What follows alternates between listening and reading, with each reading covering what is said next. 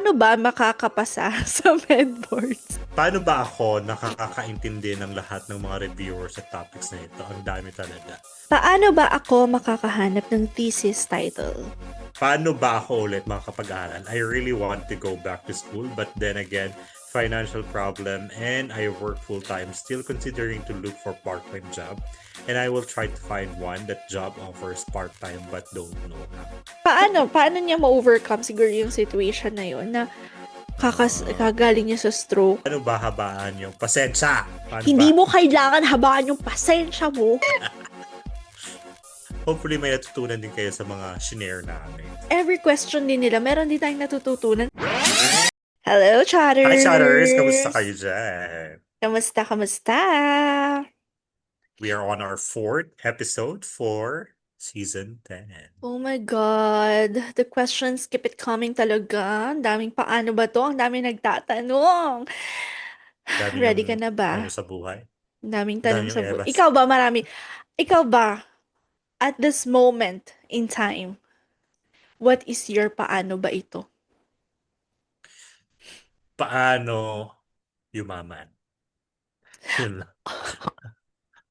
Actually, nung nag-post ako sa Instagram ng paano ba ito, lahat sila paano yumaman ang tanong. So, hindi ko sila ma-include. Alangan na, ano, 'di ba? So, magkakaroon tayo ng special episode for that.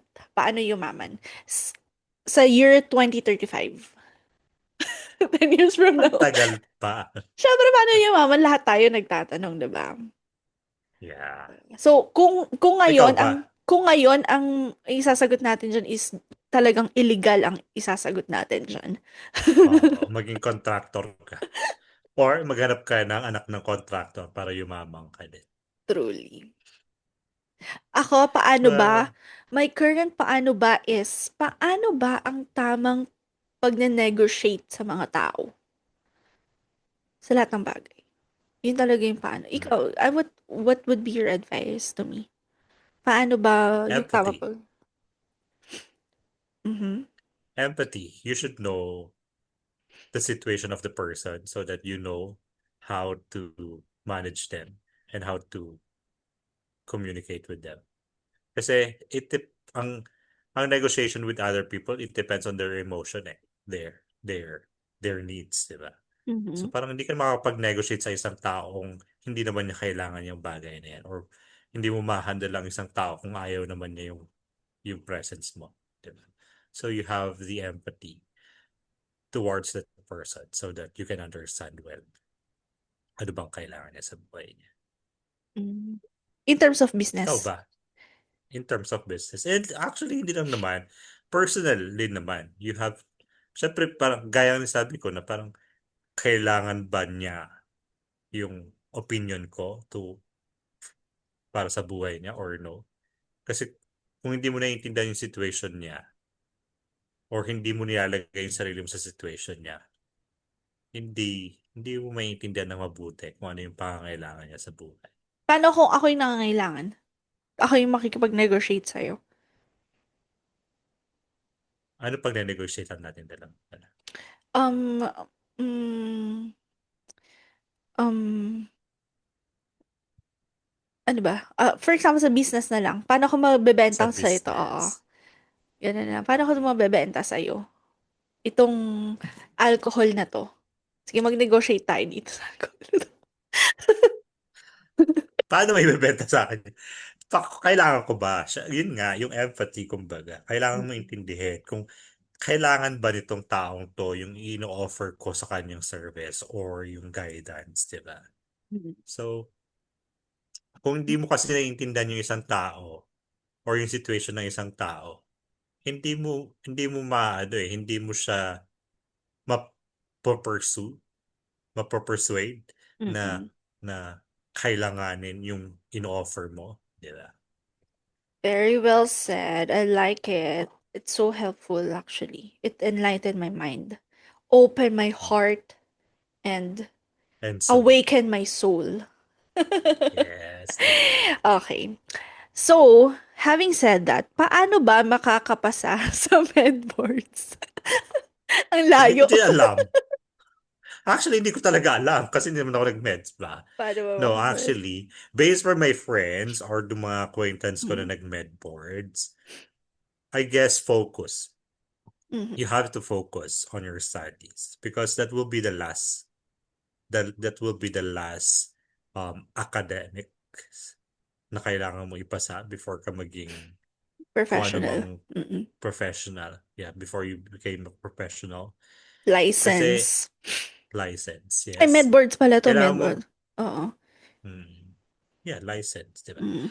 So, yeah, kailangan mo mag-focus and know your priority so that you could pass the boards. Yeah. Simple, but it really matters. Hmm, okey. So, ako naman ang advice ko sa'yo is based doon sa, nakita ko sa kapatid ko. Nung nagre-review siya, humanap siya ng makakatulong sa kanyang mag-review. May mga review centers, may mga tools, mga books, ganyan. Talagang, in a way, kailangan mo din mag-invest para mas makapag-aral ka ng mabuti. Though, option lang naman yun kung kaya mo. Mm. Pangalawa, magkaroon ka ng strategy. Siya ang strategy niya nun, yung buong ano niya, room niya, may Manila paper na punong-puno ng mga nire-review niya para paggising niya ng umaga, nakikita niya, sinasabuhay niya talaga yung mga pinag-aaralan niya, gano'n. It's kind of parang nasa sa'yo yun kung anong gusto mong strategy, eh, kasi sa kanya effective yun. Na parang kahit anong gawin niya, nagluluto ba siya, kumakain, pagkagising ng umaga, nakikita niya. So, yun. Pangatlo is yun, focus talaga.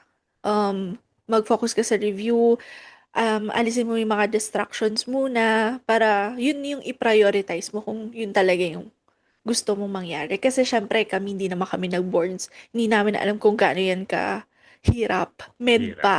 Oh my Yeah, gosh. Talagang true. kailangang focus ka dyan. So, yeah, good luck Mm. sa'yo. And thank you sa pagtatanong. Yes. And next is ba paano ba ako nakakaintindi ng lahat ng mga reviewers sa topics na ito? Ang dami talaga. Syempre, wag mong pagsabay-sabayin para maintindihan mo. Kasi baka mamaya, grabe na. Yung strategy rin talaga na mag-focus ka kung ano ba yung mas nahihirapan ka, dun mo bigyan ng Mag-focus. ano, mag, Attention. magbigay ng more time para sa review, ganon. Yung medyo naiintindihan mo, medyo ilas mo na yon, pero wag mong babalewalain. I-review mo pa din. Magkaroon ka lang ng, um, kumbaga, hierarchy ng i-review mo para hindi nagkakagulo-gulo sa utak. And focus, yun nga. Focus. Parang pare-parehas lang yung salita dito. Organize. Itigil lang kayo natin to. Actually nga, kasi sabi ko sa'yo, lahat ng mga kinukuha yung mga na-receive ko, sinasama-sama ko siya. So, may True. mga incoming pa tayo mga answers. So, baka yung mga naulit, syempre, alangan na ulitin namin. Doon na lang, copy na lang kayo sa sagot namin sa una. Joke lang.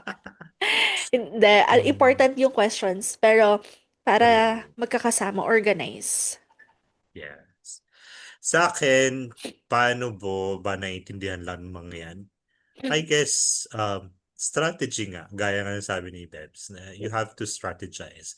Kung saan ka nahihirapan, inulit lang, inulit lang yung sinabi. And pero totoo naman kasi yun eh. Mm, You have to focus. You have to focus on the topics na hindi mo naiintindihan. Kasi pag uunahin mo yung mga naiintindihan mo, nag-waste ka lang ng time. 'Di ba? Parang nag-waste ka lang ng time kasi alam mo naman na eh, bakit mo pa re-reviewin? You just have to review it the before the exam, 'di ba? Kung alam na alam mo na talaga. Pero yung mga nahihirapan ka talaga, yun yung mag-focus ka dun sa mga yan kasi kailangan mong siguraduhin naiintindihan mo lahat ng mga yan dahil lalabas lahat yan sa boards. Huwag kang ano, truly. Lahat yun importante. importante. Yes. Paano ba ako makakahanap ng thesis title? Um, It depends eh kung ano yung course mo, di ba? Oo, kung Pero ano sa yung course ko kasi, Oo, depende kasi yun sa course mo eh. Kung ang course mo ay gaya sa akin sa HRM, then focus on the gastronomy, di ba? Focus on the gastronomy and sustainability our of our industry because that's the top priority nowadays. It's the sustainability of our environment, di ba? So, once na malaman mo na, once na may vision ka na kung anong gusto mong pag-usapan sa thesis mo, then eventually lalabas din naman yung title nun eh. Parang kami, dito sa podcast, lumalabas din naman ng bigla-bigla lang din ang mga titles Titles. namin dito. Hindi namin, to be honest, hindi naman namin din pinaplano kung ano yung title namin. Parang one day before our posting, ano title nito? Then, napag-usapan na, alam na namin kung ano yung mga topics dun. Then, eventually, we know what the title would be, diba? So, parang ganun din sa thesis mo. You should know you should know what do you want to talk about before you could have the title. Diba?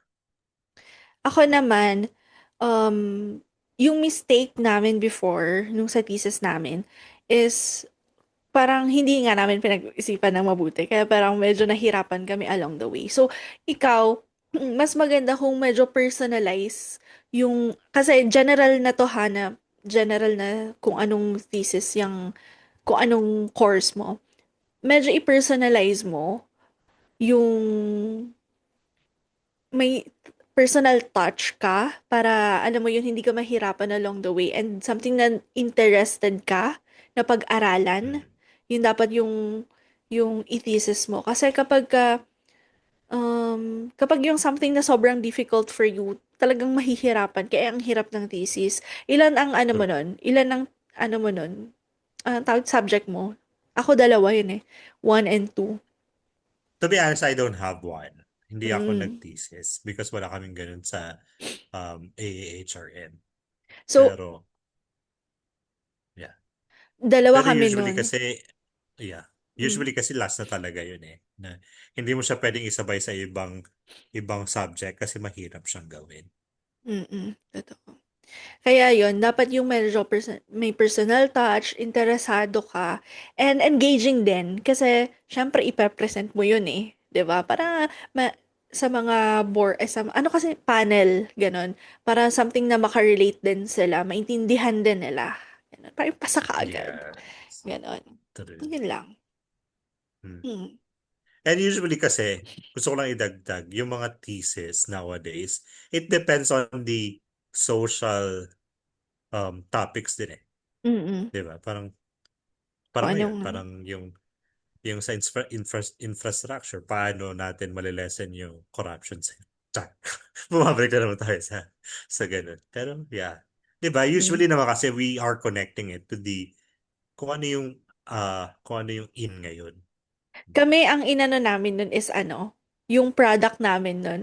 Actually, restaurant yung finisim namin dati na nagkikater ng mga pasta. So, agad-agad, pastalicious. Pastelicious.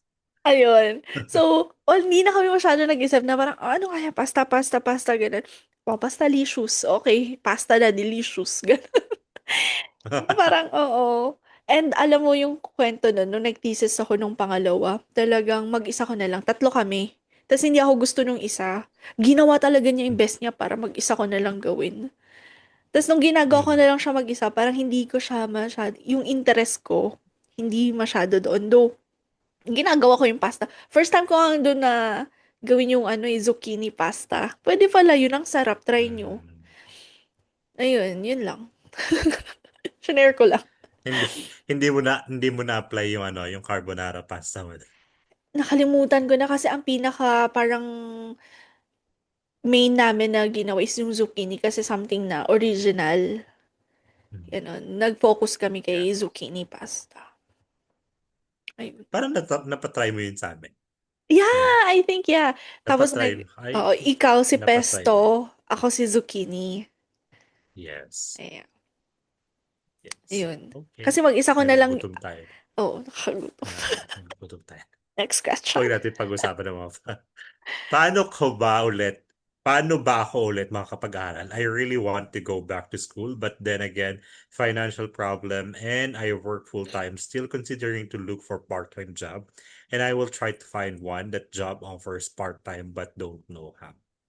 Hmm, okey.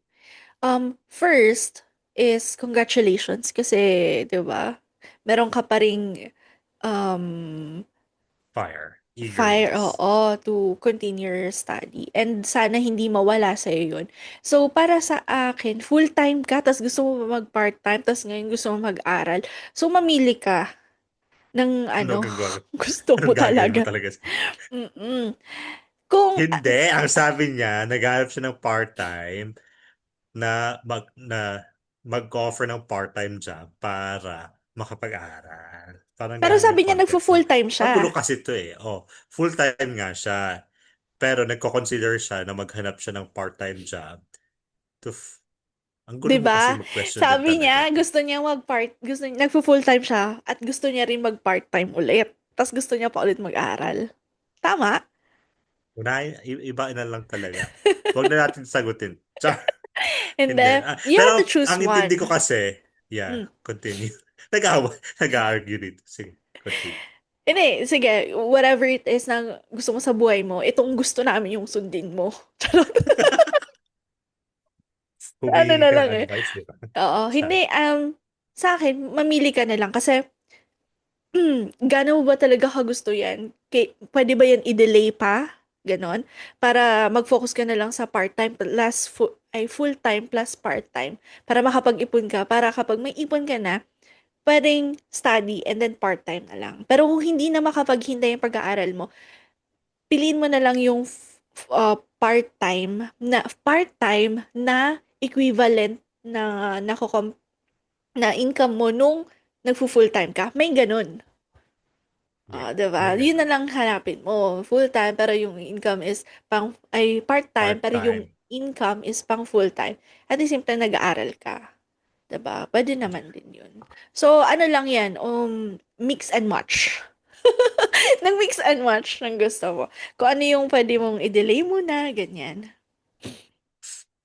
I agree with Bebs. Actually, totoo naman yun. You have to think, what is your priority in life? Yung pag-aaral mo ba or kikita ng pera? 'Di ba? Kasi pag nag-aaral ka naman, it means that you want to make your career better. Mm. Because that's the way, 'di ba? Para tumaas pa tayo sa career ladder natin. You have to study. Pero ako kasi gusto kong sabihin sa iyo na meron ka ng full-time job eh. Pwede namang mag-aral ka online because there is online education nowadays.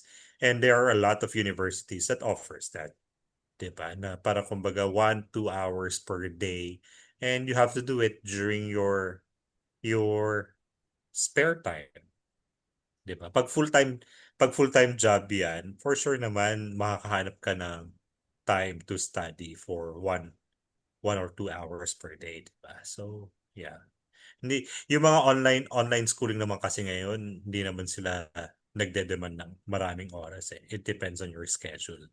So, kung Mm-mm. gusto mo talaga mag-aral, you might consider that thing, 'di ba? Na you have the full-time job, set aside the part-time job, and mag-aral. Pero kung gusto mo yung talagang todo-todong pag-aaral na sa university ka talaga mag-aaral, then tama yung sinasabi ni Bebs na mag-part-time ka na lang. Pero make sure that the money or the compensation is equivalent to your full-time job. Diba? Kasi malaking mawawala sa'yo pag magpa-part-time ka lang. Tapos mag-aaral ka pa. Malaking gastusin. Mm. Nakakapagod. Totoo. And yung online din, maganda rin yung point yun na pwede ka mag-online. Actually, meron din yung mga international school. O, 'di ba? Pwede ka pang international school. Actually, may True. free course yung Harvard dati. Nagpa-free Harvard. course sila. Oo. Yes. Trinay ko din yun. Mga 2 classes yata. Hmm. Same Free tayo. course. 'Di ba? May pa-Harvard pa English tayo. kasi. Pero English kasi. kasi, pero English kasi kasi. free course, okay, pag-aaralan mo lahat. Pero kailangan mo magbayad for the certificate. Certificate. Oo. Yeah.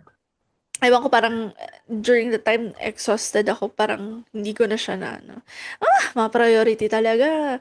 Ngayon tuloy nagsisisi ako, naalala ko yun, sana tinuloy-tuloy ko. Tas nagbayad na lang ng ano, 'di ba? Ng Why certificate. not? At least may Maganda tayong certificate ka dalawa. for Harvard. Kumuha tayo ng course na magkaklase tayo. Tingnan natin. Tingnan natin, Para oo. naman ma-experience sa ating dalawa na magkaklase, di ba? Oo nga, never natin na-experience. Never natin na-experience. Malay mo sa online. Mm. Let's see what Harvard can offer nowadays. Meron pa rin sila eh. At saka meron din naman yung mga hindi mo na kailangan, kasi kapag bumalik ka sa university, meron yung mga minor subjects. Hindi na siya masyadong Mm, relevant para true. sa'yo, 'di ba? Kasi ang gusto mo na lang naman siguro is yung, ano ba, yung imi-major mo, 'di ba?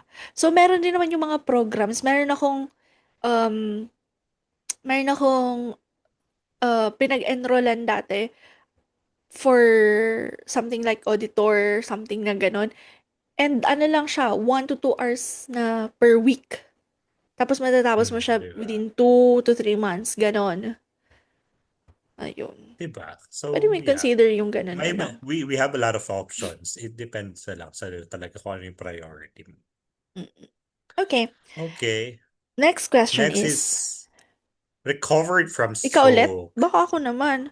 Ako din. Oo nga, ikaw nga pala. Sorry. Bigyan mo naman ako ng Nawala chance. na. Okay. So, recover from stroke. The doctor tell you that therapy is the way. Therapy is the way. Then the therapist will say it needs a very long time to even see some progress. You just need to persevere and, of course, pay every session. Most people will encourage you to be brave and just pray, and you just need to help yourself. Anong question niya? Anong question mo? Hindi, paano niya ma-overcome siguro yung situation na yun na Ah, kagaling niya sa stroke. Ilang taon na kaya siya? And then, kailangan may therapy na to. Yung therapy pa, very long time. Sometimes, parang forever na minsan to, no? Tapos, oo. si it doesn't to even see some progress, sabi pa. And you just need to persevere and, of course, pay every session. At ang mahal pa. Hindi. Mahal na mga ganyan, 'di Mahal ba? talaga. Mahal ng physical therapist. Tapos ang mga ibang tao, most people will just encourage you to be brave and just pray and you just need to help yourself. Sana yung mga tao na yan, katulad namin, na i-cash na lang natin. Di sige, hindi na kami magsasabi. Ito na. Parang yun ang gusto yung sabihin, di ba? Hmm. O hindi ha, helpful lang pag-encourage. Malaking tulong yan. True. Actually, yung mga hindi nakakatulong ng financial, I should say, yung encouragement nila, it helps a lot because Mm-mm. para kumbaga hindi ka mawawala ng pag-asa na gagaling ka from whatever um kung ano bang nangyari sa Condition. iyo, 'di ba? Mm-mm. Condition. So, yeah. I guess how can you recover from this? Hmm, make sure that you will attend all the sessions. Because if i-skip mo yung mga session mo, it will be harder for you to recover from that stroke and go back to your usual life, di ba? Actually naman, mahirap nang bumalik sa usual life mo pag na-stroke ka eh. Kasi may, kahit na sabihin mong nagte-therapy ka, may side effect pa rin. Parang may effect pa rin. Ano ba? Ano ba? Effect. Tawag doon. Mm. Basta may effect pa din naman yung stroke sa katawan mo na may mga hindi ka na kayang gawin after that therapy na pinagdaanan. But still, yun nga, parang you have to make sure that you will complete all the sessions para din mag-guide ka ng professional, di ba? Para paano mo ba gagawin yung mabuhay ulit after the stroke. Mm-mm. Tama naman yung sinabi niya. Ang dagdagan ko na lang na kung niisip mo, sana naintindihan niya tayo kasi English siya eh.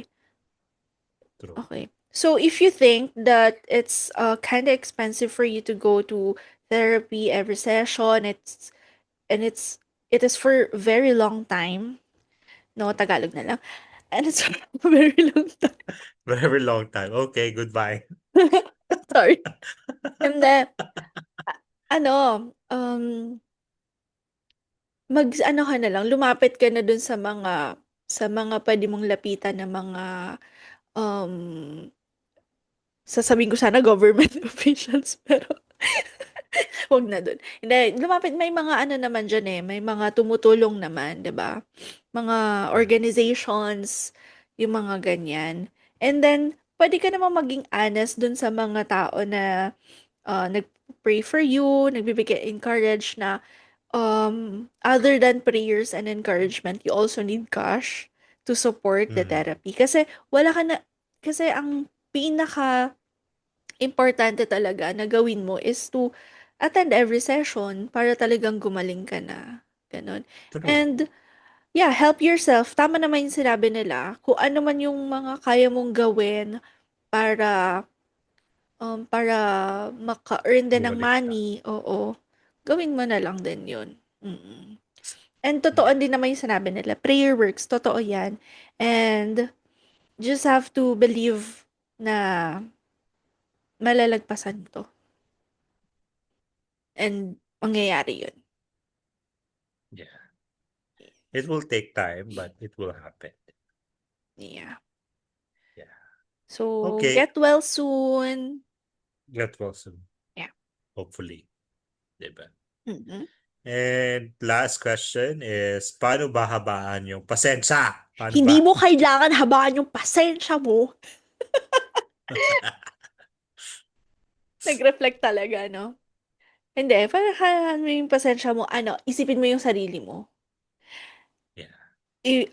Worth it ba na bigyan ko to ng emosyon, panahon? So, kung hindi, wag na lang, sige, patience na lang. Yun na lang, pairalin mo na lang yung pasensya mo. Most of the time, it works. Mm. Lalo na kung, ay, wala naman tong kwentang tao na to na paglalaanan mo pa ng emosyon, ng panahon, ganyan. Totoo. Totoo yun. It depends on the, parang nasabi na natin dito sa podcast natin yun na, it depends on how important that person is. Diba? Pero kunwari yung yung pasensya na sinasabi niya is, kunwari, sa Philippine setting, pasensya sa traffic. So, paano ba hahabaan ng pasensya sa traffic? Itulog mo para hindi ka, ano. Ikaw yung nagda-drive. Itutulog mo. Good Lord. Ah, actually, ang problema kasi sa Pilipinas, hindi na nga maganda yung system ng ating ng ating traffic. Ang dami-dami pang mga Pilipinong gusto magmay-ari ng maraming sasakyan, Hmm. 'di ba? Ay, wait lang. Kaya Before mo ituloy yung sasabihin mo, meron lang akong gusto i-share sa'yo na sometimes hindi lang din yung mga vehicles ang problema. Na-encounter ko to nung umuwi kami. So, sobrang traffic. Sabi niya, sobrang traffic. Alam mo, pagdating namin ng ganun, yung mga taong nag-aabang ng public transportation, nasa gitna na. So, parang ako naisip ko na kung nandoon kayo sa gilid, kung nandoon kayo sa gilid, mm, doon naghihintay, di sana yung flow, yung daanan, dalawang lane yun halos. Yung dalawang lane na yun, pinadaanan na ng sasakyan. So sabi ko, grabe. Naintindihan ko na atat na silang umuwi kasi umuulan ba nun? Parang umuulan yata nun. Basta rush hour, ganun. Alam ko na excited na sila. Pero kaya nga may designated na bus stop doon or public transport stop para doon na sila maghihintay. Grabe, two lanes talaga yung na-occupy nila. So, tama yung sinabi mo na first, yung mga owners ng vehicle. Second is yung mga tao din, yung disiplina nila. And yun. Sige, ikaw na muna. Pwede mo nang ituloy. hindi. Thank you.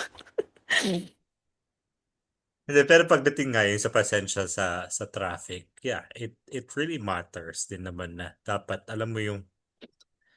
al, alam mo yung responsibility mo as a transport. Ano bang tawag doon? Transformer. Vehicle owner, Vehicle commuter, owner, ah, commuter, transformer, commuter, transformer. di ba? Alam mo yung responsibility mo na gano'n, na if you think that this is that hmm.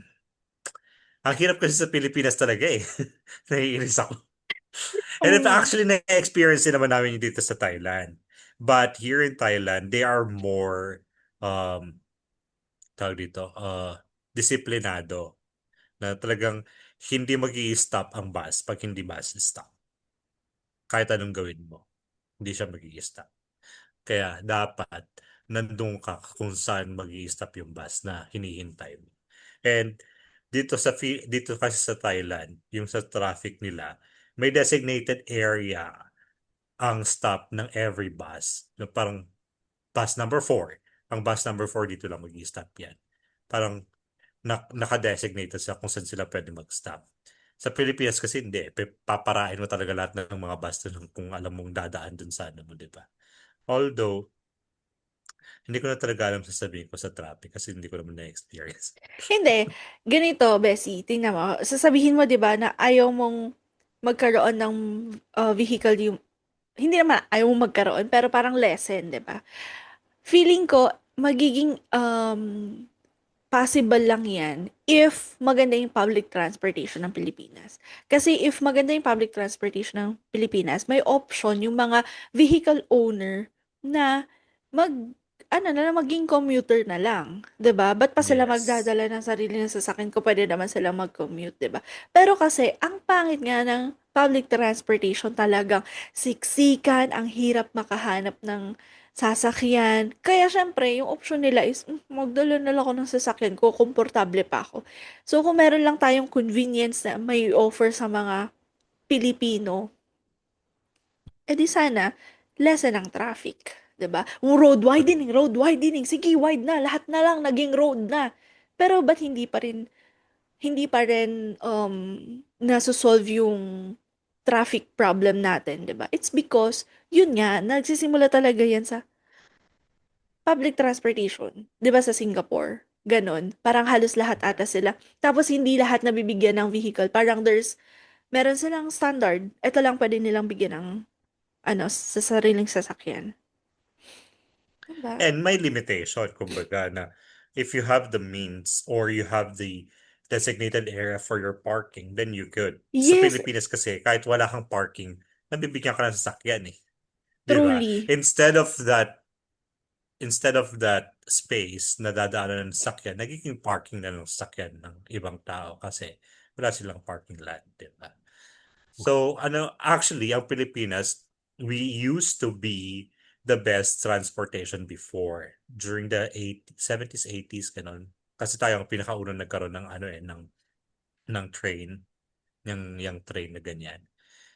Pero hindi kasi siya napangalagaan ng government. So it all boils down to the government that the problem, yes, it's the transportation, it's the problem. But the government system, they don't know how to allocate their funds properly and they don't know how to manage their funds properly. They just keep on giving money, but they are not checking the outcomes, the products of the of the taxes of the Filipinos, di ba? Yung Ganon mga talaga pag perang corruption. pinaghihiram, yung mga perang pinaghihiram nila sa ibang bansa. Ay, Nako. nako. O di na-stress tayo. Wala na yung pasensya, di ba? Sabi mo, paano pa ka ba? Pasensya. So, ayun. Hindi Yung ko talaga pasensya pala alam. yung topic Paano ba natin. pahaba? Oo, paano ko papahabain yung pasensya ko pag ito?